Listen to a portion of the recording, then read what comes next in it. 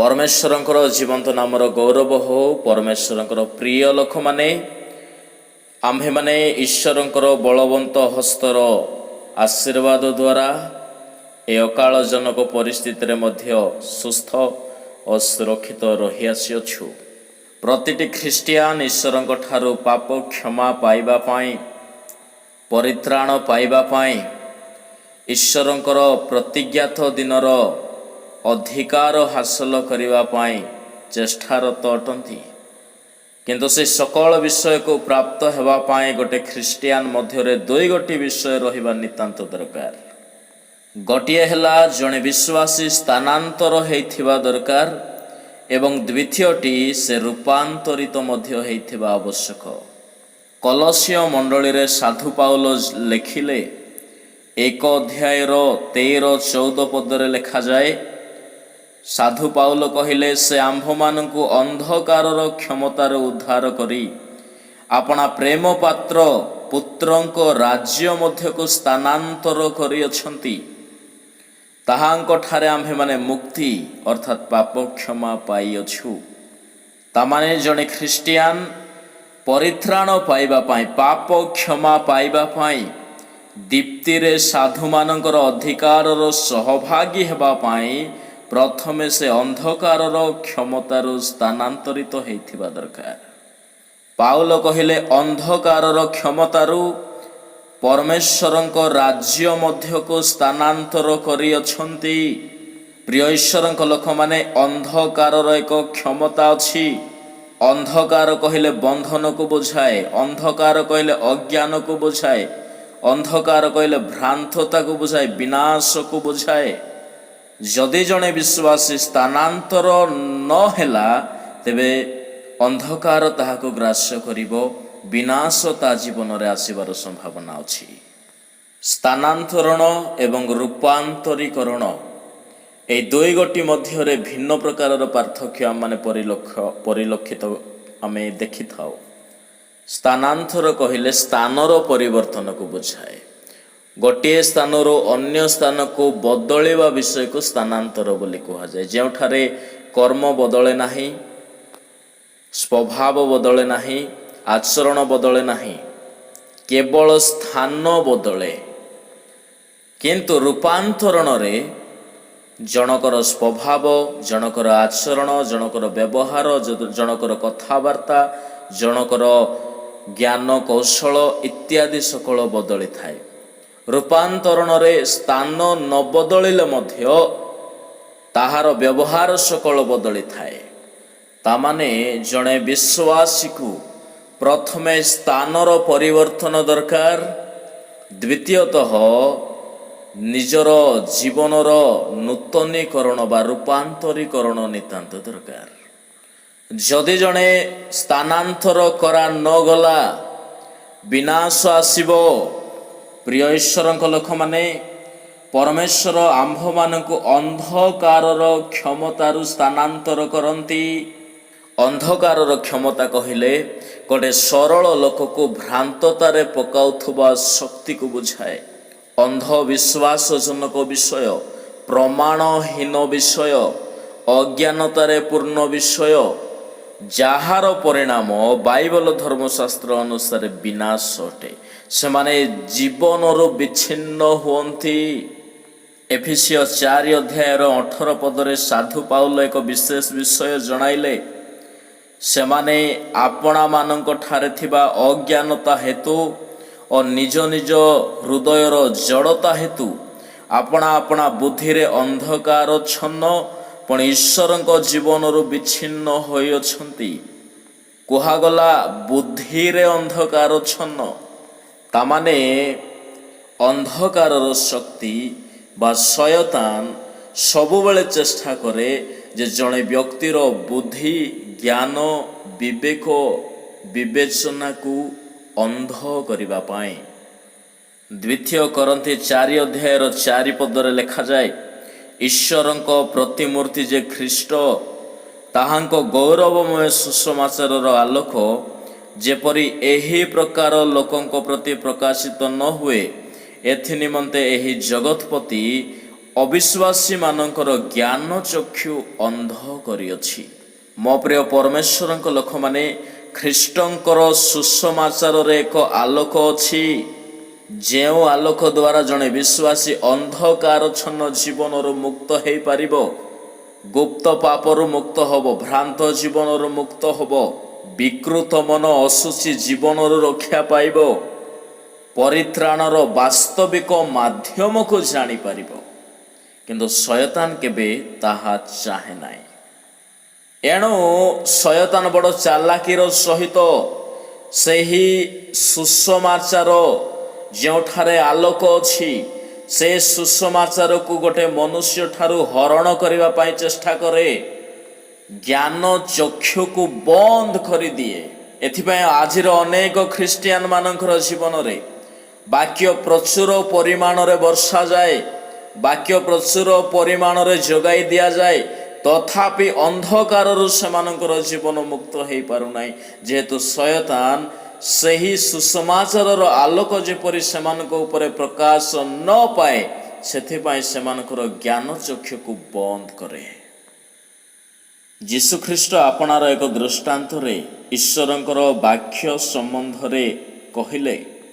Mark ଲିଖିତ ସୁସମାଚାର 4:15 ଯୀଶୁ କହିଲେ, ଯେଉଁମାନେ ଶୁଣନ୍ତି ପୁଣି ଶୁଣିବା କ୍ଷଣି ଶୟତାନ ଆସି ସେମାନଙ୍କର ଠାରେ ବୁଣା ଯାଇଥିବା ବାକ୍ୟ ହରଣ କରିନିଏ।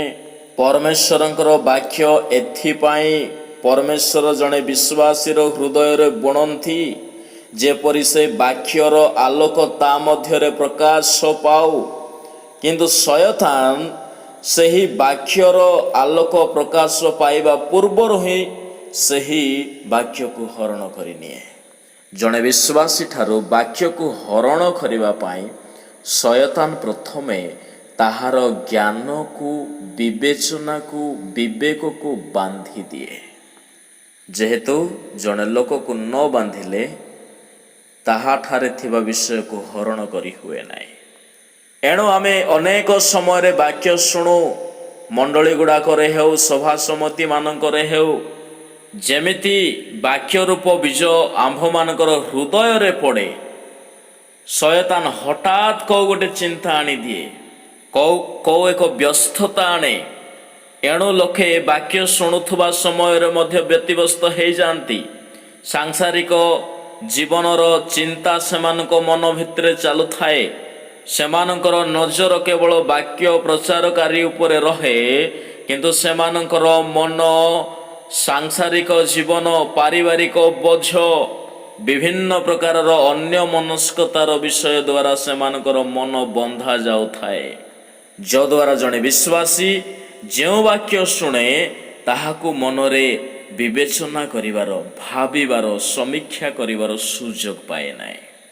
ଯେହେତୁ ସାଂସାରିକ ବିଭିନ୍ନ ପ୍ରକାରର ଚିନ୍ତା ଦ୍ୱାରା ଜଣେ ବ୍ୟକ୍ତିର ଭାବିବାର ଶକ୍ତିକୁ ଶୟତାନ ବାନ୍ଧି ଦେଇ ତାହାର ଜ୍ଞାନ ଚକ୍ଷୁକୁ ବନ୍ଦ କରିଦିଏ, ଅନ୍ଧ କରିଦିଏ।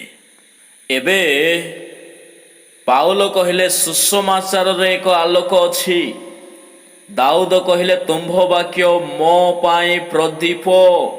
ତାମାନେ ବାକ୍ୟରେ ଏକ ଜ୍ୟୋତି ଅଛି, ବାକ୍ୟରେ ଏକ ଆଲୋକ ଅଛି, ଯାହା ଆମମାନଙ୍କର ଜୀବନର ଅନ୍ଧକାରକୁ ଦୂର କରିବ।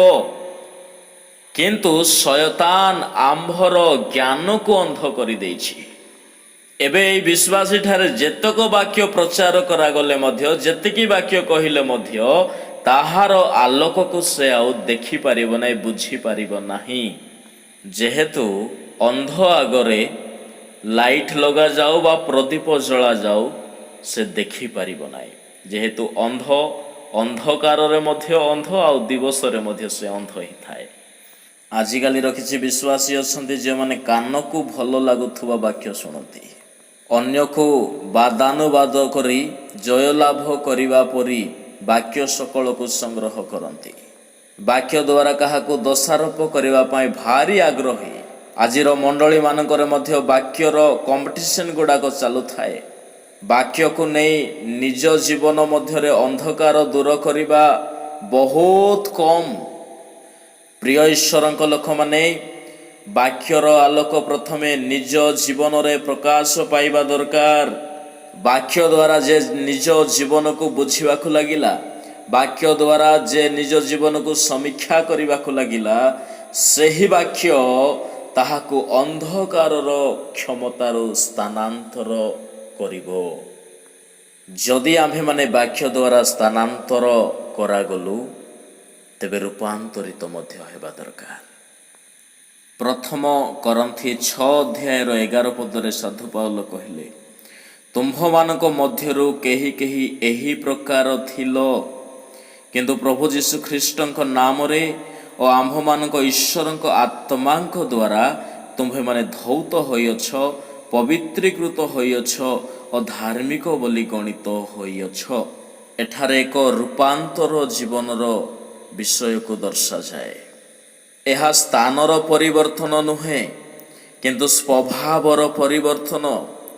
ଲେଖାଗଲା, ତୁମ୍ଭେମାନେ ଧୌତ ହୋଇଅଛ, ପବିତ୍ରୀକୃତ ହୋଇଅଛ, ଧାର୍ମିକ ବୋଲି ଗଣିତ ହୋଇଅଛ। ତାମାନେ ସ୍ୱଭାବର ପରିବର୍ତ୍ତନ, ଆଚରଣର ପରିବର୍ତ୍ତନ, ଲୋକଙ୍କର ମନର ପରିବର୍ତ୍ତନ କଥା କୁହାଗଲା। ପ୍ରିୟ ଈଶ୍ୱରଙ୍କ ଲୋକମାନେ, ପ୍ରଥମ କରନ୍ଥୀ 6:8-9 ଗୁଡ଼ାକରେ କେତେ ଗୋଟି କୁସ୍ୱଭାବ କଥା ଉଲ୍ଲେଖ କରାଗଲା। ପାରଦାରିକ, ସ୍ତ୍ରୀବତାଚାରୀ, ପୁଂମୈଥନକାରୀ, ଲୁଣ୍ଠନକାରୀ, ଧନଲୋଭୀ। ତାମାନେ ଏସବୁ ଗୋଟିଏ ଗୋଟିଏ ମନର ଅପବିତ୍ର ବିଷୟ ଅଟେ। ଯଦି ଏ ସକଳ ବିଷୟରୁ ଜଣେ ବିଶ୍ୱାସୀ ମନକୁ ବଦଳାଏ, ମନକୁ ରୂପାନ୍ତର କରେ, ପବିତ୍ର କରେ, ଧୌତ କରେ, ଆତ୍ମାଙ୍କ ଦ୍ୱାରା ସ୍ୱଭାବ ପରିବର୍ତ୍ତନ କରେ, ତେବେ ତାହାକୁ ରୂପାନ୍ତର ବୋଲି କୁହାଯାଏ। ରୂପାନ୍ତରିତ ହେବା ପାଇଁ ସ୍ଥାନର ପରିବର୍ତ୍ତନ କରିବାର ଆବଶ୍ୟକ ନାହିଁ। ଯଦି ଆପଣ ପରମେଶ୍ୱରଙ୍କୁ ପାଇଛନ୍ତି, ଆପଣ ଯେଉଁ ସ୍ଥାନରେ ଯେଉଁ ପରିସ୍ଥିତିରେ ରହିଲେ ମଧ୍ୟ ଜୀବନକୁ, ମନ ଆତ୍ମାକୁ ରୂପାନ୍ତର କରିପାରିବେ। ପ୍ରିୟ ମୋର ଈଶ୍ୱରଙ୍କ ଲୋକମାନେ, ବାଇବଲ ଧର୍ମଶାସ୍ତ୍ରରେ ଦୁଇ ଗୋଟି ବିଷୟର ରୂପାନ୍ତରୀକରଣ ହେବା କଥା ଲେଖାଯାଏ। ଗୋଟିଏ ହେଲା ମନର ରୂପାନ୍ତରୀକରଣ। ରୋମୀୟ ପୁସ୍ତକ 12:2 ଅନୁସାରେ ସାଧୁ ପାଉଲ କହିଲେ, ଉତ୍ତମ, ସୁଗ୍ରାହ୍ୟ ଓ ସିଦ୍ଧ ବିଷୟ କ'ଣ? ଏହା ପରୀକ୍ଷା କରି ଯେପରି ତୁମେ ଜାଣିପାରିବ, ଏଥିନିମନ୍ତେ ଆପଣା ଆପଣା ମନର ନୂତନୀକରଣ ଦ୍ୱାରା ପରିବର୍ତ୍ତିତ ହୁଅ। ତାମାନେ ମନରେ ନୂତନୀକରଣ ହେବା ଦରକାର, ପରିବର୍ତ୍ତିତ ହେବା ଦରକାର, ରୂପାନ୍ତରିତ ହେବା ଦରକାର। ଏବଂ ଯେଉଁ ଶାରୀରିକ ରୂପାନ୍ତରୀକରଣର ବିଷୟ ଅଛି, ଫିଲିପିଓ ପୁସ୍ତକ 3:21 ଯାହା ଲେଖାଯାଏ, ଦିନେ ସେ ଛାର ଶରୀରକୁ ରୂପାନ୍ତରିତ କରି ଗୌରବମୟ ଶରୀର ସଦୃଶ୍ୟ କରିବେ। ଏହି ଶାରୀରିକ ରୂପାନ୍ତରୀକରଣ କେବଳ ପରମେଶ୍ୱର କରିବେ, ଏହା ମନୁଷ୍ୟ ଦ୍ୱାରା ସମ୍ଭବ ନୁହଁ।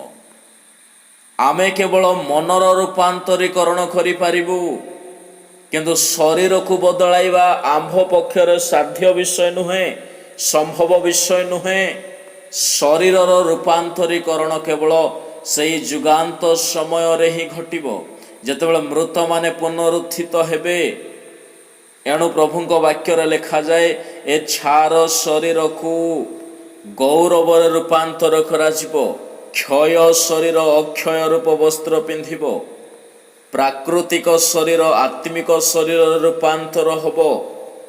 ଏହା କେବଳ ପରମେଶ୍ୱର ହିଁ କରିବେ।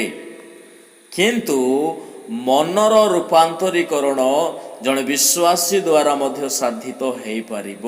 ଆଉ ଏହା ଜଣେ ବିଶ୍ୱାସୀକୁ କରିବା ପାଇଁ କୁହାଯାଏ, ଆଉ ତାହା ପବିତ୍ର ଆତ୍ମାଙ୍କ ଦ୍ୱାରା କରାଯାଇପାରିବ। ଈଶ୍ୱରଙ୍କର ବାକ୍ୟ ଆମ୍ଭମାନଙ୍କୁ ସ୍ଥାନାନ୍ତର କରେ। ଈଶ୍ୱରଙ୍କର ଜୀବନ୍ତ ଆତ୍ମା ଆମ୍ଭମାନଙ୍କୁ ମନରେ ରୂପାନ୍ତର କରେ। ପ୍ରିୟ ମୋର ପରମେଶ୍ୱରଙ୍କ ଲୋକମାନେ, ମନରେ ପରିବର୍ତ୍ତିତ ହେବା ଦରକାର, ମନରେ ରୂପାନ୍ତରଣ ଆସିବା ଦରକାର। ଶାରୀରିକ ରୂପାନ୍ତରୀକରଣ ଆମ ଦ୍ୱାରା ସାଧ୍ୟ ବିଷୟ ନୁହଁ। ଆମେ ନିଜର ଉଦ୍ୟମ ଦ୍ୱାରା, ନିଜର ଅନ୍ୟାନ୍ୟ ଉପକରଣ ଦ୍ୱାରା ଶରୀରକୁ ଆମେ ବଦଳାଇ ପାରିବା ନାହିଁ।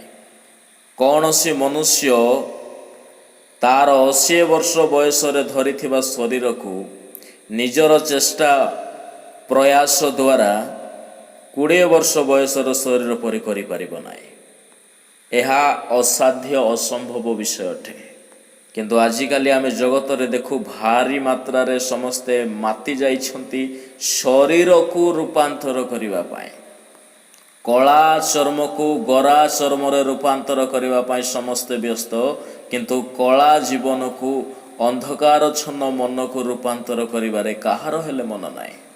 ମୁଁ ଆପଣମାନଙ୍କୁ କହିବା ପାଇଁ ଚାହେଁ, ଆପଣ ଧରିଥିବା ଶରୀରର ଯେତେକ ଉପାୟରେ ମଧ୍ୟ ତାହାକୁ ଯଦି ରୂପାନ୍ତର କରିବା ପାଇଁ ଚେଷ୍ଟା କରିବେ ତାହା କ୍ଷୟ ପାଇବ ହିଁ ପାଇବ।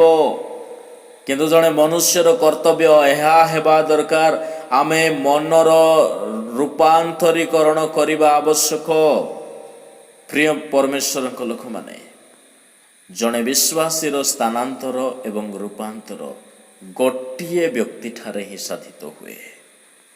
ଦ୍ୱିତୀୟ କରନ୍ତି 5 ଅଧ୍ୟାୟର 17 ପଦ ଅନୁସାରେ ଲେଖାଗଲା, ଏଣୁ ଯଦି କେହି ଖ୍ରୀଷ୍ଟଙ୍କ ଠାରେ ଅଛି ତେବେ ସେ ନୂତନ ସୃଷ୍ଟି ହୋଇଅଛି, ପୁରାତନ ବିଷୟ ସବୁ ଲୋପ ପାଇଅଛି, ଦେଖ ନୂତନ ବିଷୟ ସବୁ ହୋଇଅଛି।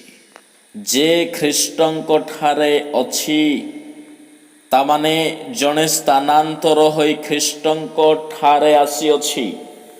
ଭ୍ରାନ୍ତ ଜୀବନରୁ, ଅଧର୍ମ ପରିସ୍ଥିତିରୁ, ପରିବେଶରୁ, ଦୁଷ୍ଟମାନଙ୍କର ସଙ୍ଗତରୁ ସେ ସ୍ଥାନାନ୍ତର କରାଯାଇ ଖ୍ରୀଷ୍ଟଙ୍କ ଠାରେ ଯେତେବେଳେ ଆସିଲା, ତେବେ ସେ ନୂତନ ସୃଷ୍ଟି ହୋଇଅଛି, ଯାହା ଏକ ରୂପାନ୍ତରଣକୁ ବୁଝାଏ। ଯଦି ଆମେ ଖ୍ରୀଷ୍ଟଙ୍କ ଠାରେ ସ୍ଥାନାନ୍ତରିତ ହେଲୁ, ତେବେ ଖ୍ରୀଷ୍ଟଙ୍କ ଠାରେ ଆମ୍ଭେମାନେ ନୂତନ ଭାବରେ ରୂପାନ୍ତରିତ ମଧ୍ୟ ହେବୁ। ଆମର ମନ ଶୁଦ୍ଧ ହେବ, ପବିତ୍ର ହେବ, ଆମର ଜୀବନ ଶୁଚି ହେବ। ବାଇବଲରେ ଅନେକ ଉଦାହରଣ ଅଛି ଯାହା ଖ୍ରୀଷ୍ଟଙ୍କ ଠାରେ ଆସିବା ଦ୍ୱାରା ରୂପାନ୍ତରିତ ହୋଇଯାଇଅଛି। ଦିନ ଥିଲା ପ୍ରଭୁଙ୍କର ଶିଷ୍ୟମାନେ ସମୁଦ୍ର କୂଳରେ ଜୀବନ କାଟୁଥିଲେ। ସେମାନଙ୍କର ବୃତ୍ତି ଭିନ୍ନ ଥିଲା, ସେମାନଙ୍କର ଭାବନା ଭିନ୍ନ ଥିଲା। କେବଳ ମାଛ ବିକ୍ରୟ କରି ଜୀବନକୁ ଯାପନ କରିବାର ବିଷୟ ସେମାନଙ୍କର ଧାରଣାରେ ଥିଲା। କିନ୍ତୁ ଯେତେବେଳେ ସେମାନେ ଆପଣାକୁ ଖ୍ରୀଷ୍ଟଙ୍କ ଠାରେ ସ୍ଥାନାନ୍ତର କଲେ, ସେମାନଙ୍କର ଜୀବନର ବହୁତ କିଛି ବିଷୟ ରୂପାନ୍ତରିତ ହୋଇଗଲା। ଯୀଶୁ ସେମାନଙ୍କୁ କହିଲେ, ମୋହର ଅନୁଗମନ କର, ତହିଁରେ ତୁମ୍ଭମାନଙ୍କୁ ମନୁଷ୍ୟ ଧରିବା ଶିଖାଇବି। ପ୍ରିୟ ମୋର ଈଶ୍ୱରଙ୍କ ଲୋକମାନେ, ଯୀଶୁଙ୍କର ଶିଷ୍ୟମାନେ ଯୀଶୁଙ୍କ ଠାରେ ଆସିବା ଦ୍ୱାରା ସେମାନଙ୍କର ଜ୍ଞାନ, ସେମାନଙ୍କର କଥାବାର୍ତ୍ତା, ସେମାନଙ୍କର କାର୍ଯ୍ୟ ସକଳ ରୂପାନ୍ତର ହୋଇପାରିଅଛି।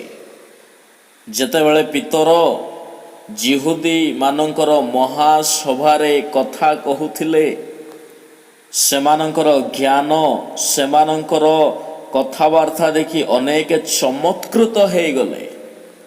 ପ୍ରେରିତ ପୁସ୍ତକ 4 ଅଧ୍ୟାୟର 13 ପଦରେ ଲେଖାଯାଏ, ଲୋକମାନେ ପିତର ଯୋହନଙ୍କର ସାହସକୁ ଦେଖି ସେମାନେ ଯେ ଅଶିକ୍ଷିତ ଥିଲେ, ଅଜ୍ଞାନୀ ଲୋକ ଥିଲେ, ଏହା ବୁଝି ଚମତ୍କୃତ ହୋଇଗଲେ। ତାପରେ ତହିଁରେ ଲେଖାଯାଏ, ସେମାନେ ଯୀଶୁଙ୍କ ସାଙ୍ଗରେ ଥିଲେ ବୋଲି ସେମାନଙ୍କୁ ଚିହ୍ନିଲେ। ତାମାନେ ପିତର, ଯୋହନ ଆଉ ଅନ୍ୟାନ୍ୟ ଶିଷ୍ୟମାନେ ଯୀଶୁଙ୍କ ଠାରେ ସ୍ଥାନାନ୍ତର ହେବା ପରେ ସେମାନଙ୍କର ସକଳ ବିଷୟ, ସେମାନେ ଅଜ୍ଞାନୀ ଥିଲେ, ଜ୍ଞାନୀ ହୋଇଗଲେ। ଅଶିକ୍ଷିତ ଥିଲେ, କିନ୍ତୁ ଶିକ୍ଷିତ ଲୋକଠାରୁ ମଧ୍ୟ ଆହୁରି ମହତର ବିଷୟ ଗୁଡ଼ାକ ଶିକ୍ଷା ଦେବାକୁ ଲାଗିଲେ। ପ୍ରିୟ ଈଶ୍ୱରଙ୍କ ଲୋକମାନେ, ପ୍ରଭୁଙ୍କ ଠାରେ ଜୀବନକୁ ସ୍ଥାନାନ୍ତର କରିବା ଦରକାର। ଆଜି ଆପଣ ଯେଉଁ ସ୍ଥାନରେ ଅଛନ୍ତି, ସେ ସ୍ଥାନରୁ ବାହାରି ପ୍ରଭୁଙ୍କ ଠାରେ ସ୍ଥାନାନ୍ତରିତ ହୁଅନ୍ତୁ। ଯୀଶୁ ଯେତେବେଳେ କାହ୍ନା ନଗରର ବିବାହ ଭୋଜକୁ ଯାଇଥିଲେ, ସେଠାରେ ଦ୍ରାକ୍ଷାରସର ଅଭାବ ଥିଲା। ପ୍ରଭୁ ପରିଚାରକମାନଙ୍କୁ ଜଳ କାଢ଼ି ତାଙ୍କ ନିକଟରେ ଆଣିବା ପାଇଁ ଆଜ୍ଞା ଦେଲେ। ଯେମିତି ଜଳକୁ ଯୀଶୁଙ୍କ ନିକଟରେ ଅଣାଗଲା, ଜଳ ରୂପାନ୍ତରିତ ହୋଇ ଦ୍ରାକ୍ଷାରସରେ ପରିପୂର୍ଣ୍ଣ ହୋଇଗଲା, ଦ୍ରାକ୍ଷାରସରେ ପରିବର୍ତ୍ତନ ହୋଇଗଲା। ଯୀଶୁ କହିଲେ, ଜାହାଲା ଗୋଡ଼େକୁ ଜଳରେ ପୂର୍ଣ୍ଣ କର। ତାମାନେ ପରିଚାରକ ମାନେ କୂପରୁ ହୁଏତ ଜଳ କାଢ଼ିକି ଆଣି ଜାହାଲ ପୂର୍ଣ୍ଣ କଲେ, ଯୀଶୁଙ୍କ ନିକଟରେ ଜଳକୁ ଆଣି ଜାହାଲାରେ ଭର୍ତ୍ତି କଲେ। ତାହା ଯୀଶୁଙ୍କ ନିକଟରେ ଅଣାଯିବା ଦ୍ୱାରା ଦ୍ରାକ୍ଷାରସ ହେଲା।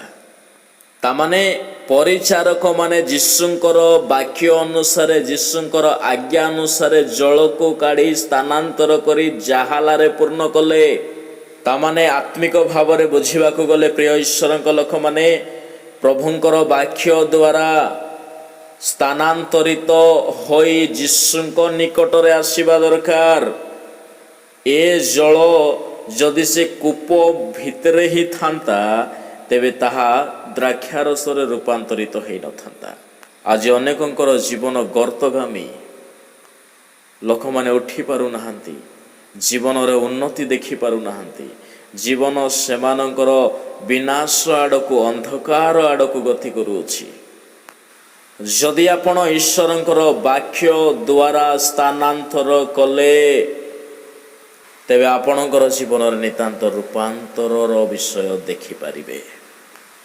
ଯେତେବେଳେ ଜଳ ଦ୍ରାକ୍ଷାରସରେ ପରିବର୍ତ୍ତନ ହେଲା, ତାହା ଭିନ୍ନ ପ୍ରକାରର ସ୍ୱାଦ, ଭିନ୍ନ ପ୍ରକାରର ବାସ୍ନା, ଭିନ୍ନ ପ୍ରକାରର ମୂଲ୍ୟରେ ପରିଣତ ହୋଇଗଲା। ସେମିତି ଜଣେ ବିଶ୍ୱାସୀକୁ ମଧ୍ୟ ପରମେଶ୍ୱର ଚାହାନ୍ତି ସ୍ଥାନାନ୍ତର କରି ତାହାର ଜୀବନର ଭେଲ୍ୟୁକୁ ପରିବର୍ତ୍ତନ କରିବା ପାଇଁ। ପ୍ରିୟ ଈଶ୍ୱରଙ୍କ ଲୋକମାନେ, ସେଦିନ ବିବାହ ଗୃହରେ ଜଳ ଜଳରେ ହିଁ ରହିଥାନ୍ତା, ତେବେ ତାହା ବ୍ୟବହାର ଯୋଗ୍ୟ ହେଇନଥାନ୍ତା। କିନ୍ତୁ ଯେତେବେଳେ ସେ ଦ୍ରାକ୍ଷାରସରେ ରୂପାନ୍ତରିତ ହେଲା, ଯେତେବେଳେ ତାହା ଦ୍ରାକ୍ଷାରସରେ ରୂପାନ୍ତରିତ ହେଲା, ତାହା ସମସ୍ତଙ୍କର ବ୍ୟବହାର ଯୋଗ୍ୟ ହୋଇଗଲା। ଏଣୁ ପ୍ରିୟ ଈଶ୍ୱରଙ୍କ ଲୋକମାନେ, ଆମ୍ଭ ଜୀବନରେ ଦୁଇ ଗୋଟି ବିଷୟ ନିତାନ୍ତ ରହିବା ଦରକାର। ଆମେ ସ୍ଥାନାନ୍ତରିତ ହେଉ ଖ୍ରୀଷ୍ଟଙ୍କ ନିକଟରେ। ଯଦି ଖ୍ରୀଷ୍ଟଙ୍କ ନିକଟରେ ଆମେ ସ୍ଥାନାନ୍ତରିତ ହେଇଅଛୁ, ପ୍ରଭୁ ତାଙ୍କର ଆତ୍ମାଙ୍କ ଦ୍ୱାରା ଆମ୍ଭମାନଙ୍କୁ ମନରେ ରୂପାନ୍ତର କରିବେ। ପ୍ରଭୁ ଆମ ପ୍ରତ୍ୟେକଙ୍କୁ ଏହି ଅଳ୍ପ ଜୀବନ୍ତ ବାକ୍ୟର ଆଶୀର୍ବାଦ ପ୍ରଚୁର ପରିମାଣରେ ଦିଅନ୍ତୁ। ଆମେନ୍।